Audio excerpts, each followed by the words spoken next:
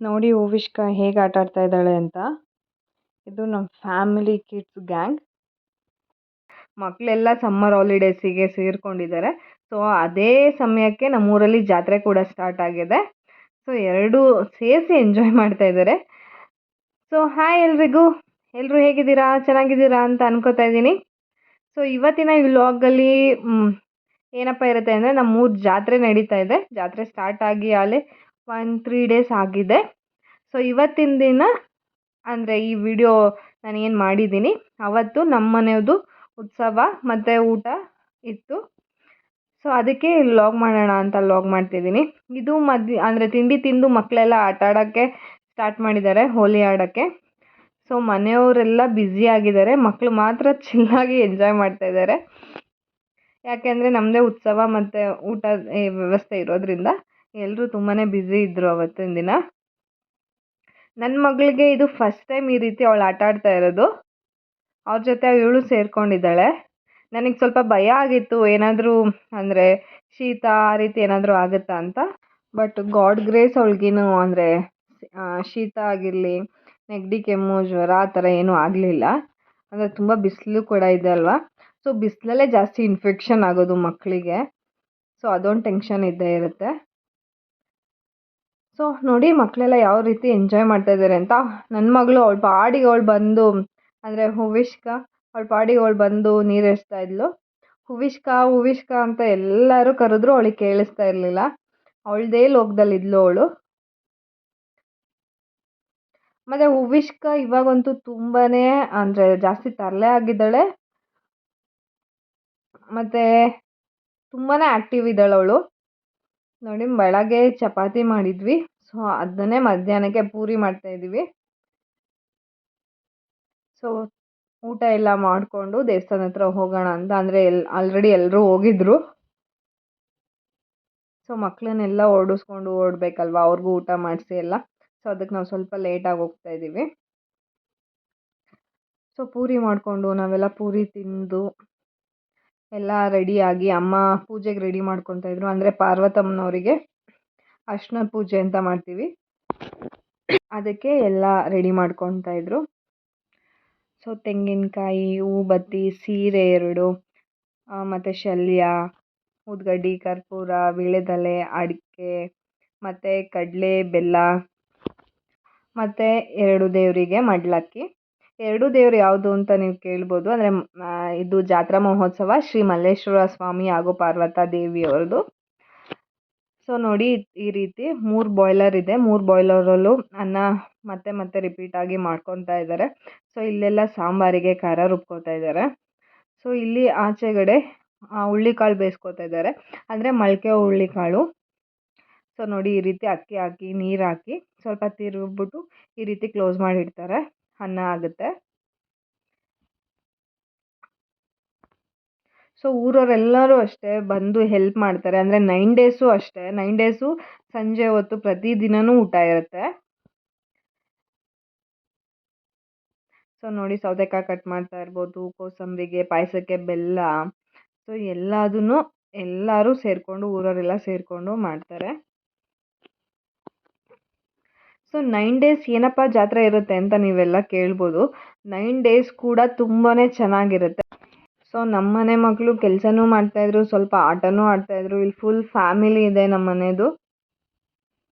ಅಂದರೆ ಅಣ್ಣಂದಿರಿದ್ದಾರೆ, ದೊಡ್ಡಪ್ಪಂದಿರು, ಅಪ್ಪಾಜಿ, ಸೊ ಅಕ್ಕಂದಿರು, ಅತ್ತಿಗೆಂದಿರು, ಸೊ ಎಲ್ಲರೂ ಇದ್ದಾರೆ, ಮಕ್ಕಳು. ಸೊ ನೋಡಿ ಇದು ಮೊಳಕೆ ಹುಳ್ಳಿಕಾಳು ಸಾರಿಗೆ ಎಲ್ಲ ಹಾಕ್ತಾಯಿದ್ದಾರೆ. ತುಂಬ ಜನ ಸೇರ್ತಾರೆ. ಸೊ ಅದಕ್ಕೆ ಇಷ್ಟು ದೊಡ್ಡ ದೊಡ್ಡ ಪಾತ್ರೆಯಲ್ಲಿ ಮಾಡ್ತಾಯಿದ್ದಾರೆ, 2ರಲ್ಲಿ. ಸೊ ಇದು ಅದ್ಲಾಪುರದಮ್ಮ ಅಂತ ಹೇಳಿ ನಾನು ಹೇಳಿದ್ನಲ್ಲ, ಮಲ್ಲೇಶ್ವರ ಸ್ವಾಮಿಯವ್ರ ತಂಗಿ ಇದು ಅದ್ಲಾಪುರದಮ್ಮ. ಸೊ ಆ ಊರಿಂದ ಈ ಉತ್ಸವಕ್ಕೋಸ್ಕರ ನಮ್ಮನೆ ಉತ್ಸವದ ದಿವಸ ಅದ್ಲಾಪುರದಮ್ಮನ ಕರೆಸ್ತೀವಿ. ಸೊ ಇವಾಗ ಕರ್ಕೊಂಡು ಬಂದು, ಅಂದರೆ ತೇರು ಬೀದಿ ಸ್ಟಾರ್ಟ್ ಆಗುತ್ತಲ್ಲ, ಸೊ ಅಲ್ಲಿವರೆಗೂ ಟ್ಯಾಕ್ಟ್ರಲ್ಲಿ ಕರ್ಕೊಂಬಂದು ಅಲ್ಲಿಂದ ಈ ರೀತಿ ಹೊತ್ಕೊಂಡು ದೇವಸ್ಥಾನದ ಒಳಗಡೆ ಕರ್ಕೊಂಡು ಹೋಗ್ತಾರೆ. ಸೊ ಅಣ್ಣನ ಜಾತ್ರೆ ಆಗಿರೋದ್ರಿಂದ ತಂಗಿ ಬರಲೇಬೇಕು ಅಲ್ವಾ. ಅಂದರೆ ಅದ್ಲಾಪುರದಮ್ಮ ಒಂದು ಜಾತ್ರೆ ಆಗುತ್ತಲ್ಲ, ಸೊ ಜಾತ್ರೆಗಿಂತ ಮುಂಚೆನೇ ಅದ್ಲಾಪುರದಮ್ಮ ಒಂದ್ಸಲಿ ನಮ್ಮೂರಿಗೆ ಬಂದು ಮಡ್ಲಕ್ಕೆಲ್ಲ ಹಾಕಿಸ್ಕೊಂಡು ಹೋಗ್ತಾರೆ. ಕೇಳೋಕ್ಕೆ ಎಷ್ಟು ಚೆನ್ನಾಗಿದೆ ಅಲ್ವಾ, ಅಣ್ಣ ತಂಗಿ ಬಾಂಧವ್ಯ ಅಂದರೆ ಹೇಗಿರುತ್ತೆ ಅಂತ. ಸೊ ನೋಡಿ, ಅಣ್ಣನ ಜಾತ್ರೆಗೆ ತಂಗಿ ಮಿಸ್ ಮಾಡಲ್ಲ. ತಂಗಿ ಜಾತ್ರೆ ಮಾಡಿಸ್ಕೊಳ್ಳೋದ್ಕಿಂತ ಮುಂಚೆ ಅಂದರೆ ತವ್ರ ಮನೆಗೆ ಬಂದು ಮಡ್ಲಕ್ಕೆ ಎಲ್ಲ ಹಾಕಿಸ್ಕೊಂಡು ಹೋಗೋದು. ನೋಡಿ, ಇದು ದೇವಸ್ಥಾನ ಎಂಟ್ರೆನ್ಸು. ದೇವ್ರನ್ನ ಕರ್ಕೊಂಡು ಬಂದು ಅಂದರೆ ಒಂದು ಸುತ್ತು ಪ್ರದಕ್ಷಿಣೆ ಮಾಡ್ಕೊಂಬಂದು ಗದ್ಗೆ ಮಾಡ್ತಾರೆ. ನಮ್ಮದು ಇವಾಗ ದೇವಸ್ಥಾನ ರಿನೋವೇಷನ್ ಆಗಿದೆ, ತುಂಬ ದೊಡ್ಡದಾಗಿದೆ ಮತ್ತು ತುಂಬಾ ಚೆನ್ನಾಗಿದೆ. ಸೊ ಎಲ್ಲರೂ ಒಂದ್ಸಲ ವಿಸಿಟ್ ಮಾಡಿ ನಮ್ಮ ದೇವಸ್ಥಾನಕ್ಕೆ. ನೋಡಿ, ಇವಾಗ ಒಂದು ಸುತ್ತು ಪ್ರದಕ್ಷಿಣೆ ಆಗ್ತಾಯಿದೆ. ಸೊ ನೀವೆಲ್ಲ ಕೇಳ್ಬೋದು 9 ಡೇಸ್ ಜಾತ್ರೆ ಹೇಗಿರುತ್ತೆ, ಏನು ಮಾಡ್ತಾರೆ ಅಂತ. ಫಸ್ಟ್ ಡೇ ಜಾತ್ರೆ ಧ್ವಜಾರೋಹಣ. ಸೊ ಅವತ್ತಿಂದ ಸ್ಟಾರ್ಟ್ ಆಗುತ್ತೆ ಜಾತ್ರೆ 9 ಡೇಸ್ದು. ಸೊ ಉತ್ಸವ ಮೂರ್ತಿ ಊರೊಳಗಡೆ ಇನ್ನೊಂದು ದೇವಸ್ಥಾನ ಇದೆ. ಸೊ ಆ ದೇವಸ್ಥಾನದಿಂದ ಈ ದೇವಸ್ಥಾನ ಬರ್ತಾರೆ. ಸೊ ಇಲ್ಲಿ ಕರ್ಕೊಂಡು ಬಂದಾದಮೇಲೆ ಶಾಸ್ತ್ರ ಅಂದರೆ ಮದುವೆ ಹಿಂದಿನ ದಿವಸ ಯಾವೆಲ್ಲ ಶಾಸ್ತ್ರ ಮಾಡ್ತಾರೋ ಸೊ ಅದೇ ರೀತಿ ದೇವ್ರಿಗೂ ಕೂಡ ಮಾಡ್ತಾರೆ. ಅಂದರೆ ಹಸೆ ಬರೆದು ಅಂದರೆ ಕಂಕಣ ಕಟ್ಟಿ ಹಸೆ ಬರೆದು ಶಾಸ್ತ್ರ ಎಲ್ಲ ಮಾಡ್ತಾರಲ್ಲ, ಭತ್ತ ಕುಟ್ಟೋದ್ರಿಂದ ಹಿಡ್ದು ಪ್ರತಿಯೊಂದು ಶಾಸ್ತ್ರನೂ ಮಿಸ್ ಮಾಡ್ದಲೇ ಮಾಡ್ತಾರೆ. ಸೊ ನೆಕ್ಸ್ಟ್ ಡೇ ಗಿರಿಜಾ ಕಲ್ಯಾಣ ಅಂತ ಮಾಡ್ತಾರೆ. ಅವತ್ತಿನ ದಿನ ಅವತ್ತೂ ಕೂಡ ನೈಟೇ ಊರವರೆಲ್ಲ ಆರತಿ ಮಾಡ್ಕೊಂಡು ಹೋಗಿ ಬೆಳಗ್ಬಿಟ್ಟು ಆಮೇಲೆ ಗಿರಿಜಾ ಕಲ್ಯಾಣೋತ್ಸವ ನೋಡಿಕೊಂಡು ಮನೆಗೆ ಬರ್ತಾರೆ. ಸೊ ನೋಡಿ, ಇವಾಗ ಮುದ್ದೆ ಕೂಡಿಸಿದ್ದಾಗಿದೆ, ಅಂದರೆ ಕೂಡಿಸ್ತಾ ಇದ್ದಾರೆ ಇವಾಗ. ಎಷ್ಟು ಕಷ್ಟ ಇರುತ್ತಲ್ವ ಮುದ್ದೆ ಕೂಡಿಸೋದು. ಮನೇಲಿ ಕೂಡ್ಸೋಕ್ಕೆ ನಾವು ಅಂದರೆ 5-6 ಮುದ್ದೆ ಮಾಡೋಕ್ಕೆ ಸುಸ್ತಾಗ್ತೀವಿ, ಅಷ್ಟೊಂದು ಮುದ್ದೆ ಮಾಡಬೇಕು ಅಂದರೆ. ಅಂದರೆ ಇದರಲ್ಲಿ 2 ಸಲ ಮಾಡಿದ್ರು ಮುದ್ದೆ. ನೋಡಿ, ಕೂಡಿಸ್ತಾ ಇದ್ದಾರೆ ಇವಾಗ. ಅದು ಟರ್ನ್ ಮಾಡಬೇಕಲ್ವಾ ಮುದ್ದೆ, ಅಂದರೆ ಕೆಳಗಡೆ ಇರೋದು ಸೀದ್ಬಿಡುತ್ತೆ, ಮೇಲ್ಗಡೆ ಹಾಕ್ಕೋಬೇಕು, ಅದನ್ನು ತಿರುಗಿಸ್ಬೇಕು. ಬಟ್ ತುಂಬಾ ಕಷ್ಟ ಇರುತ್ತೆ ಅದು ಮಾಡೋಕ್ಕೆ. ನಿಮ್ಗೆ ನೋಡೋಕ್ಕೆ ಹೇಗೆ ಅನ್ನಿಸ್ತಾ ಇದೆಯೋ ಗೊತ್ತಿಲ್ಲ, ಅದು ತಳದಿಂದ ಎತ್ತಕ್ಕೆ ಅದು ತುಂಬಾ ಎನರ್ಜಿ ಬೇಕು. ಅಂದರೆ ಮುದ್ದೆ ಮಾಡೋರಿಗೆ ಗೊತ್ತಿರುತ್ತೆ ಏನು ಕಷ್ಟ ಅಂತ. ಸೊ ಮುದ್ದೆ ಕಟ್ಟೋಕ್ಕೂ ಅಷ್ಟೇ ಎಲ್ಲರೂ ರೆಡಿಯಾಗಿದ್ದರು. ಈ ಥರ ಕೂಡಿಸಿ ಚೆನ್ನಾಗಿ ಬೇಯಿಸಿ, ಅಂದರೆ 2 ರೌಂಡ್ ಮುದ್ದೆ ಮಾಡಬೇಕಲ್ವ. ಇದು ಸಂಜೆ ಆಲ್ರೆಡಿ 4 ಗಂಟೆ ಆಗಿದೆ. ಸೊ 4 ಗಂಟೆಯಿಂದ ಸ್ಟಾರ್ಟ್ ಮಾಡಿದ್ದಾರೆ ಮಾಡಲಿಕ್ಕೆ ಮುದ್ದೆ. ಅದನ್ನು ಕೂಡಿಸ್ತಾ ಇದ್ದಾರಲ್ಲ ಅದು ಪ್ರೋಸೆಸ್ನ ನೋಡಿ. ಒಂದು ಕಡೆ ಸೌತೆಕಾಯಿ ಹೆಚ್ಕೊತಾ ಇದ್ದಾರೆ, 2 ಕಡೆ ಸಾಂಬಾರು ಮಾಡ್ತಾಯಿದ್ದಾರೆ, ಒಂದು ಕಡೆ ಪಾಯಸ ಮಾಡ್ತಾಯಿದ್ದಾರೆ, ಇನ್ನೊಂದು ಕಡೆ ಅನ್ನ ಮಾಡ್ತಾಯಿದ್ದಾರೆ. ಸೊ ಇವಾಗ ನಾವು ಅರ್ಶಿನದ ಪೂಜೆ ಅಂತ ಮಾಡ್ತಾಯಿದ್ದೀವಿ, ಅಂದರೆ ಎಲ್ಲರೂ ಒಟ್ಟಿಗೆ ಮಾಡ್ತಾಯಿದ್ರು. ಸೊ ಈ ಪಾಪು ಇಲ್ಲಲ್ಲ, ನಾನು ಸ್ವಲ್ಪ ಲೇಟ್ ಆಯಿತು, ಅದಕ್ಕೆ ನಾನು ಇವಾಗ ಮಾಡ್ತಾಯಿದ್ದೀನಿ. ಅಂದರೆ ದೇವರಿಗೆ ನಾವೆಲ್ಲ ತೊಗೊಂಡೋಗಿರ್ತೀವಲ್ಲ, ಕಡಲೆ, ಕೊಬ್ಬರಿ, ಬೆಲ್ಲ, ಅದನ್ನೆಲ್ಲ ದೇವ್ರಿಗಿಟ್ಟು, ಮತ್ತು ಸೀರೆ, ಮಡ್ಲಕ್ಕಿ, ವೀಳ್ಯದೆಲೆ, ಅಡಿಕೆ, ಹೂ ಬತ್ತಿ ಎಲ್ಲ ಹಾಕಿ ದೇವರಿಗೆ ಪೂಜೆ ಮಾಡೋದು. ನೋಡಿ ಎಷ್ಟು ಚೆನ್ನಾಗಿ ಕಾಣಿಸ್ತಾ ಇದ್ದಾರೆ ಅಲ್ವಾ ಪಾರ್ವತಮ್ಮನವರು. ಅಲಂಕಾರನೂ ಅಷ್ಟೇ 9 ಡೇಸು ಅಷ್ಟೇ ತುಂಬಾ ಚೆನ್ನಾಗಿತ್ತು,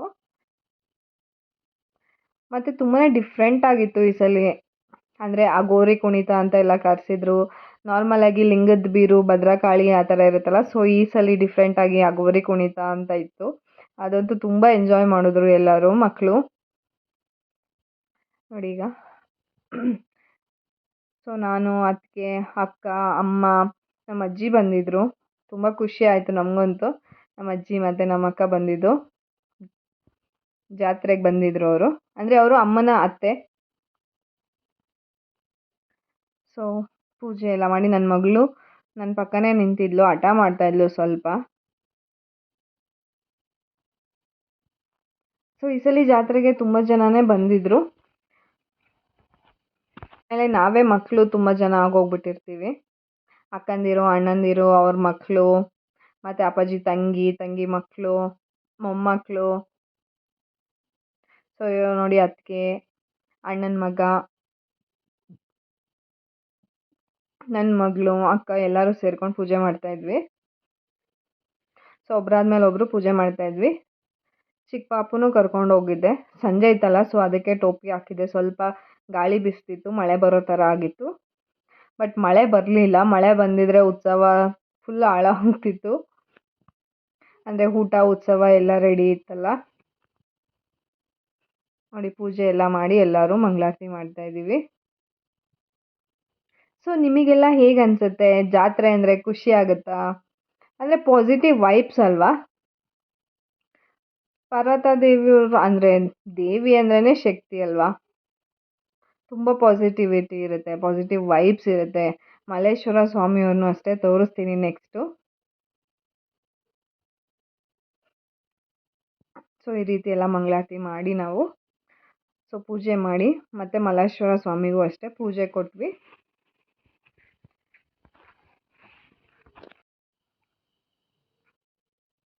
ಪೂಜೆ ಎಲ್ಲ ಮುಗಿಸ್ಕೊಂಡು ವಿಘ್ನೇಶ್ವರ ದೇವಸ್ಥಾನ ಕೂಡ ಇತ್ತು ಪಕ್ಕದಲ್ಲೇ. ಅಂದರೆ ದೇವಸ್ಥಾನ ಅಂದರೆ ಅಲ್ಲೇ ಒಂದೇ ದೇವಸ್ಥಾನದೊಳಗಡೆ ಮಲ್ಲೇಶ್ವರ, ಪಾರ್ವತಮ್ಮ, ವಿಘ್ನೇಶ್ವರ ಇಷ್ಟು ಇದೆ.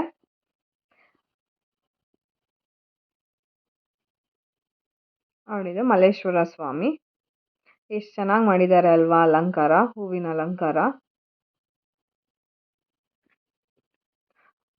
ಸೊ ನಾನು ಹೇಳ್ತಾ ಇದ್ದಲ್ವಾ, ಫಸ್ಟ್ ಡೇ ಧ್ವಜಾರೋಹಣ, ನೆಕ್ಸ್ಟ್ ಡೇ ಗಿರಿಜಾ ಕಲ್ಯಾಣ. ಗಿರಿಜಾ ಕಲ್ಯಾಣದಲ್ಲೂ ಅಷ್ಟೇ ಅಂದರೆ ನಾರ್ಮಲ್ ಆಗಿ ಮದುವೆ ಹೇಗೆ ಮಾಡ್ತಾರೋ ದೇವ್ರಿಗೂ ಅಷ್ಟೇ ಅದೇ ರೀತಿ ಮದುವೆ ಮಾಡ್ತಾರೆ, ಧಾರೆ ಮಾಡ್ತಾರೆ.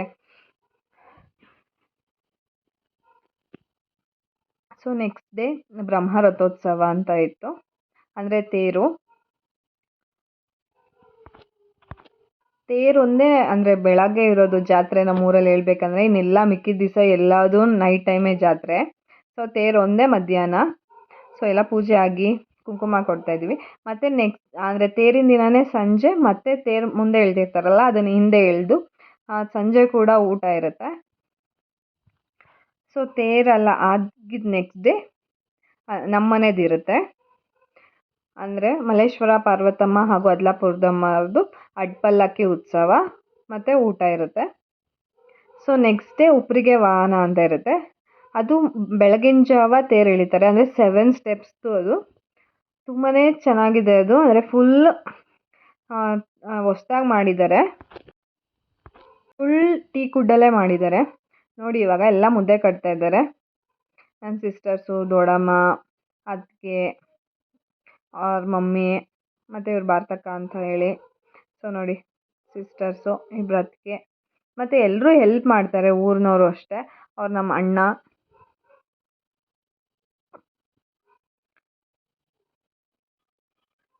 ಸೊ ಅದನ್ನೆಲ್ಲ ವಸ್ತು ಕೊಡ್ತಾ ಇದ್ದಾರೆ. ಇವರೆಲ್ಲ ಉಂಡೆ ಮಾಡ್ಕೊತಾ ಇದ್ರು. ನೋಡಿ ಎಷ್ಟು ವಿಶಾಲವಾಗಿದೆ ಅಂತ ಹೇಳಿ. ಅಲ್ಲೆಲ್ಲ ಊಟಕ್ಕೆ ಕೂರ್ತಾರೆ ರಾತ್ರಿ. ಇಷ್ಟು ಫುಲ್ ಆಗುತ್ತೆ,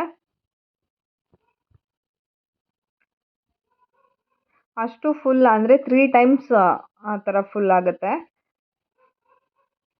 ನೋಡಿ ಮಕ್ಕಳೆಲ್ಲ ಆಟ ಆಡ್ತಾ ಇದ್ದಾರೆ ಫುಲ್ಲು. ಅಂದರೆ ಇನ್ನೂ ಜನ ಯಾರು ಬಂದಿಲ್ಲ ಅಲ್ಲ, ಅದಕ್ಕೋಸ್ಕರ ಫುಲ್ ಅವ್ರದ್ದೇ ಆಗಿದೆ ಆಟ ಅಲ್ಲೆಲ್ಲ. ಸೊ ನಾನು ಕರ್ಕೊಂಡೋಗಿ ನಮ್ಮ ಅಕ್ಕನ ಮಗ ವೀಡಿಯೋ ಮಾಡಿಕೊಟ್ಟಿದ್ದ, ಅವನಿಗೆ ಕರ್ಕೊಂಡು ಹೋಗ್ತಾ ಇದ್ದೀನಿ, ಬಾ ಒಂದ್ಸಲಿ ಏನು ಮಾಡ್ತಾರೆ ಇನ್ನೊಂದ್ಸಲಿ ನೋಡ್ಕೊಂಬರೋಣ ಅಂತ ಹೇಳಿ. ಮುದ್ದೆ ಮಾಡಿದ್ದಾಯ್ತಾ ಏನು ಅಂತ ನಮ್ಮ ಅಕ್ಕ ರೇಗಿಸ್ತಾ ಇದ್ಲು, ಇವಾಗ ಬಂದಿದ್ಯಾ ಮುದ್ದೆ ಮಾಡೋಕ್ಕೆ ಅಂತ. ಸೊ ಇವರು ನಮ್ಮ ಅತ್ತೆ, ಫಸ್ಟ್ ಇರೋರು ಅತ್ತೆ, ದೊಡ್ಡಮ್ಮ, ಅಕ್ಕ, ಅವರಿಬ್ರು ಅಕ್ಕಂದಿರು, ಅವ್ರ ಅಣ್ಣ. ಸೊ ಇಲ್ಲೊಬ್ರು ಅಣ್ಣ ನಿಂತಿದ್ದಾರೆ, ಕೈ ಇಟ್ಕೊಂಡು ನಿಂತಿದ್ದಾರಲ್ಲ ಅವ್ರ ದೊಡ್ಡಣ್ಣ. ಅವ್ರು ನಮ್ಮಮ್ಮ, ಅಕ್ಕ, ಅವರಿಬ್ರು ಅತ್ತಿಗೆಂದಿರು. ಅಂದರೆ ಎಷ್ಟು ಜನ ಸೇರ್ಕೊಂಡು ಮಾಡಿದ್ರು ಅಷ್ಟು ಕೆಲಸ ಇರುತ್ತೆ. ಸೊ ನನ್ನ ಚಿಕ್ಕ ಮಗಳು ನನ್ನ ದೊಡ್ಡಣ್ಣನ ತಕ್ಕ ಯಾವತ್ತೂ ಹೋಗ್ತಾ ಇರಲಿಲ್ಲ. ಅವಳಿಗೆ ಗೊತ್ತಿಲ್ಲ, ಅಣ್ಣ ಮಾತಾಡ್ಸಿದ ತಕ್ಷಣ ಹಿಂಗೆ ಮಾಡ್ಕೊಂಬಿಡೋಳು, ಹೋಗ್ತಾ ಇರಲಿಲ್ಲ. ಇವತ್ತು ಫಸ್ಟ್ ಟೈಮ್ ಏನೋ ಹೋಗ್ಬಿಟ್ಟಿದ್ದಾಳೆ ಅಂತ ಅಣ್ಣ ಹೇಳ್ತಾಯಿದ್ರು ಎಲ್ಲರಿಗೂ. ಅದಕ್ಕೆ ಮುಖ ನೋಡಿಲ್ಲ, ಸರಿಗೆ ನೋಡು ಅಂತ ಇದ್ರು. ಕರೆಕ್ಟಾಗಿ ಮುಖ ತೋರಿಸಿದ ತಕ್ಷಣ ಅಳಕ್ಕೆ ಸ್ಟಾರ್ಟ್ ಮಾಡ್ಬಿಟ್ಲು ಅವಳಂತೂ. ನನ್ನ ದೊಡ್ಡ ಮಗಳು ಹೋಗ್ತಾಳೆ ಫುಲ್, ಮಾಮ ಅಂದರೆ ಅವಳಿಗೆ ಇಷ್ಟ, ಲೋಕು ಮಾಮ ಅಂತ ಫುಲ್ಲು ಹೋಗ್ತಾ ಇರ್ತಾಳೆ. ಇವಳು ಮಾತ್ರ ಇವಾಗ ಅಂದರೆ ಇನ್ನೂ ರೂಢಿ ಆಗ್ತಾ ಇದ್ದಾಳಲ್ಲ ಅವಳು, ನೋಡಿದ ತಕ್ಷಣ ಅಳಕ್ಕೆ ಸ್ಟಾರ್ಟ್ ಮಾಡ್ಬಿಟ್ಲು ಅವಳು. ನೋಡಿ ಫುಲ್ಲು ಓಡಾಟ, ಫುಲ್ಲು ಏನು ಆಟ ಆಡಿಲ್ಲ ಅಂತ ಹೇಳ್ಬೋದು ಅಷ್ಟರಲ್ಲಿ, ಅಷ್ಟೆಲ್ಲ ಆಟ ಆಡ್ಬಿಟ್ರು ಮಕ್ಕಳು.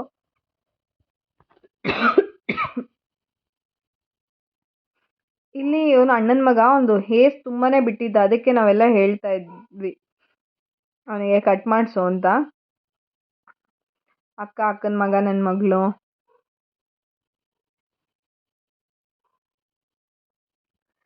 ಸೊ ಇವಾಗ ಊಟಕ್ಕೆಲ್ಲ ರೆಡಿ ಮಾಡ್ಕೋತಾ ಇದ್ದಾರೆ. ಹಾಗೆ ಉತ್ಸವಕ್ಕೂ ಅಷ್ಟೇ ರೆಡಿ ಮಾಡ್ಕೋತಾ ಇದ್ದಾರೆ.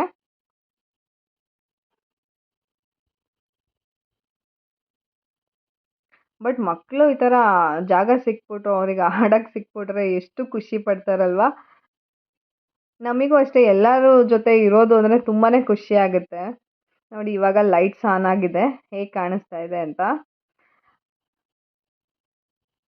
ಅದೇ ರೋಡಲ್ಲೆಲ್ಲ ಲೈಟ್ಸ್ ಹಾಕಿದ್ರು, ಅದನ್ನು ನಿಮಗೆ ತೋರಿಸ್ತೀನಿ ನೆಕ್ಸ್ಟ್ ವಿಡಿಯೋದಲ್ಲಿ.